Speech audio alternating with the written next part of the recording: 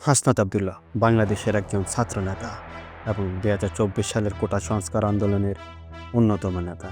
তিনি বৈষম্য বিরোধী ছাত্র আন্দোলনের কেন্দ্রীয় আহ্বায়ক কমিটির আহ্বায়ক এবং জাতীয় নাগরিক পার্টির দক্ষিণ অঞ্চলের মুখ্য সংগঠক হিসাবে দায়িত্ব পালন করছেন।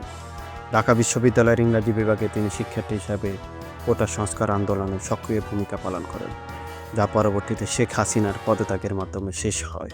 সম্প্রতি হাসনাত আবদুল্লাহ সামাজিক যোগাযোগ মাধ্যমে সেনাবাহিনী এবং ক্ষমতাচ্যুত আওয়ামী লীগ নিয়ে মন্তব্য করেছেন, যা এনসিপির মধ্যে প্রতিক্রিয়া সৃষ্টি করেছে। সেনা সদর তার বক্তব্যকে অত্যন্ত হাস্যকর এবং অপরিপক্ক গল্পের সম্ভার বলে অভিহিত করেছে। এনসিপির অন্যান্য নেতারাও তার মন্তব্য সমালোচনা করেছেন। বাংলাদেশ সেনাবাহিনীর বর্তমান প্রধান ওয়াকারুজ্জামান, যিনি ২০২৪ সালে জুন মাসে দায়িত্ব গ্রহণ করেন, তিনি সেনাবাহিনীর পেশাদারিত্ব এবং নিরপেক্ষতা বজায় রাখার জন্য প্রতিশ্রুতিবদ্ধ। সেনা সদর থেকে জানানো হয়েছে, হাসনাত আবদুল্লাহ এবং সারজিদ আলম দীর্ঘদিন যাবৎ সেনা প্রধানের সঙ্গে সৌজন্য সাক্ষাতের ইচ্ছা প্রকাশ করেছেন, তবে তাদের সাম্প্রতিক মন্তব্য সেনাবাহিনীর ভাবমূর্তি ক্ষুণ্ণ করতে পারে।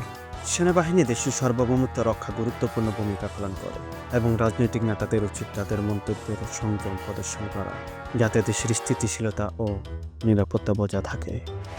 ধন্যবাদ।